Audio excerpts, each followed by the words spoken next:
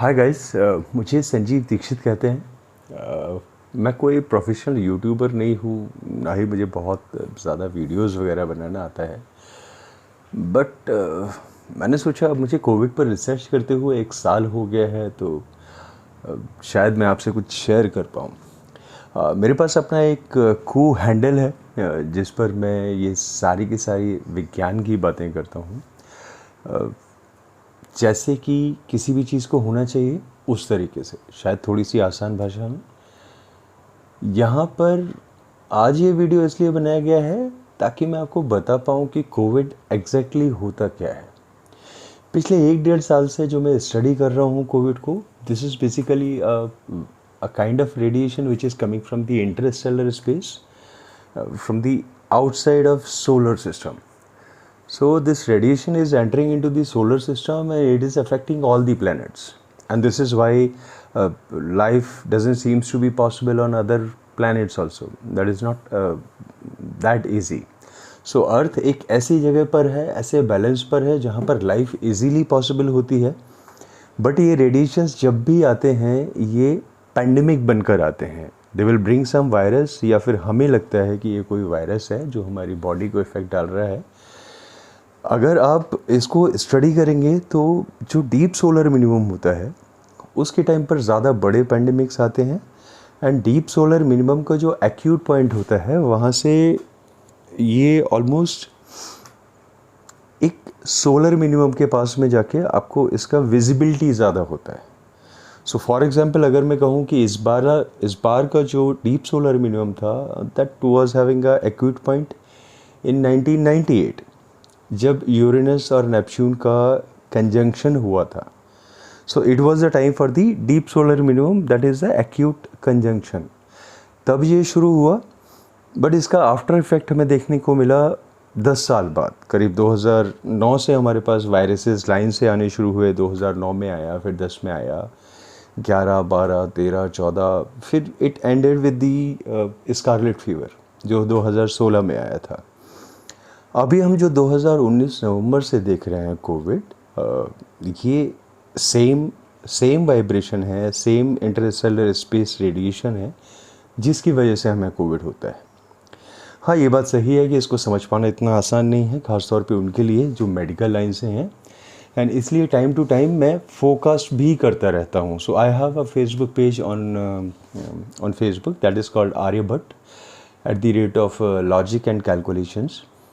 वहाँ पर मैंने लास्ट ईयर के कुछ प्रेडिक्शंस दिए थे। Those are basically based on the calculations, जो यूनिवर्सल फिज़िक्स के कॉन्सेप्ट जो मैं फॉलो करता हूँ उसके हिसाब से।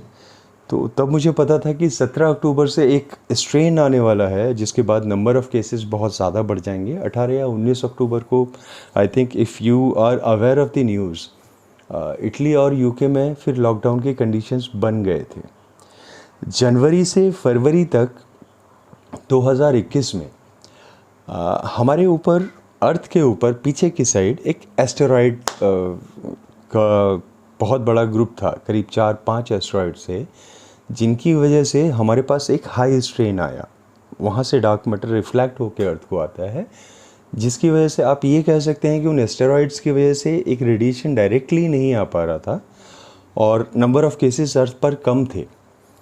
बट मार्च की अगर आप शुरुआत में देखें, 15 फरवरी से जो टाइम शुरू हुआ है उसके बाद में ये एस्टेरॉयड्स पीछे से हट गए, जिसकी वजह से अब कोविड का डायरेक्ट रेडिएशन आ रहा है। यहाँ पर एक बात देखने लायक है, हाई स्ट्रेन नहीं आएगा, राइट? तो बहुत ज़्यादा, अगर आप कहें कि बहुत ज़्यादा रिस्क है लाइफ को, तो it is not that life threatening like जो पिछले 2 महीने में हो रहा था। बट नंबर ऑफ़ केसेस अभी ज़्यादा आएंगे, लोग ज़्यादा इन्फेक्ट होंगे, और ये पीरियड करीब 10 अगस्त तक चलने वाला है। 10 अगस्त के बाद में हमें एक करीब 2 से ढाई महीने का ब्रेक मिलने वाला है, जिसके बाद में 15 नवंबर के आसपास केसेस फिर से बढ़ने शुरू होंगे।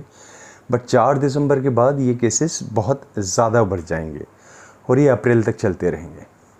एक मोटी अगर मैं बात कहूँ तो कोविड, अगर आज प्रेजेंट की स्ट्रेंथ आप देखते हैं, या ये जब तक ज़्यादा स्ट्रेंथ के साथ आएगा, ये होगा आपका सितंबर 2024 तक। इसकी बहुत लंबी फिज़िक्स है, इसके पीछे बहुत लंबा चौड़ा विज्ञान है। सो Certainly, I think you can trust my words, because if WHO is not coming up with some theory and if any space organization or science body is not giving you any theory, scientific theory about the COVID, what is the root cause of COVID, so then you can trust me, then I know something because I can forecast it, right? आने वाले videos में शायद हम लोग इस बात पर भी डिस्कशन करेंगे कि ये कैसे होता है, इसके जो टेक्निकल एविडेंसेस हैं वो मैं आपको दूंगा, जो भी टेक्निकल इन्फॉर्मेशन है ये कैसे काम करता है, हाउ टू फोरकास्ट इट, मैं आपको वो भी बताऊंगा।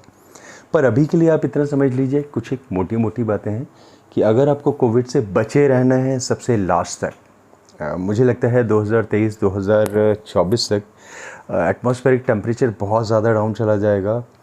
आपके जो अर्थ का टेम्परेचर है, बेस लेवल का टेम्परेचर, वो बहुत ज़्यादा बढ़ जाएगा, सी वाटर लेवल का टेम्परेचर बढ़ जाएगा। एंड जब ये टेम्परेचर बढ़ेगा तो ग्लेशियर्स बहुत ज़्यादा मेल्ट होंगे। सो ये थोड़ा थोड़ा होना शुरू हो गया है, but we are still waiting for the time जब ये बहुत ज़्यादा पीक पर पहुंचेगा। So that will happen in 2023 and 2024। पर अगर आपको तब तक कोविड से बचना है तो आपको कुछ बेसिक सी चीज़ें याद रखनी है कि आपको रात को कभी भी बाहर नहीं निकलना है। You should not be expose to the open sky during night.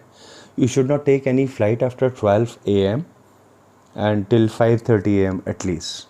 You should avoid it, right? इसके अलावा आप अपने घर में, अगर आप अपार्टमेंट में रहते हैं, so yes, people who are living in the apartments, high rise apartments, they are not safe. You should be wearing rubber slippers all the time whenever you are in your house, specifically for night. Okay, when you come out of your bed just to use your washroom or something, you should wear rubber slippers.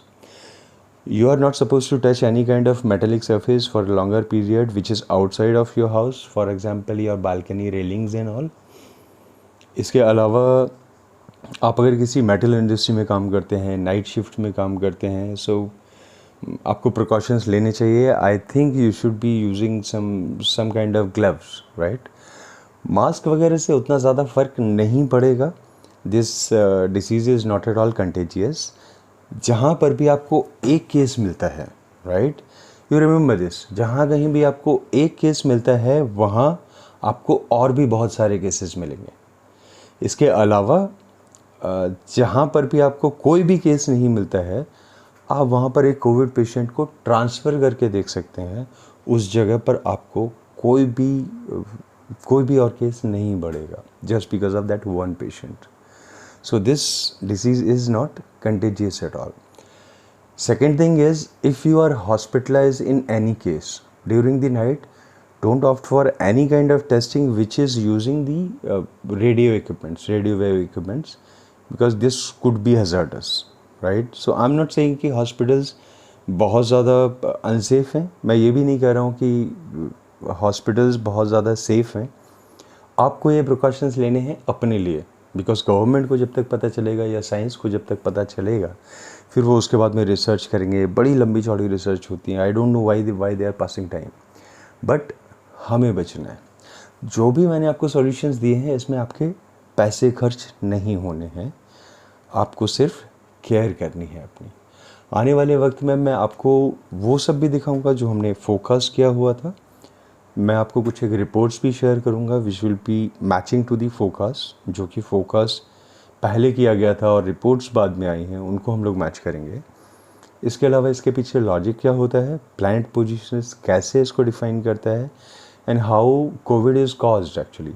So we will be discussing all the points in details. Thank you for the first video. Subscribe करना है या नहीं करना है ये मैं आप पर छोड़ता हूँ। The base motive of this video is just to spread awareness कि आपको पता होना चाहिए कोविड है क्या, कैसे होता है, क्यों होता है, और इससे बचने के लिए आप क्या कर सकते हैं। Thanks for watching.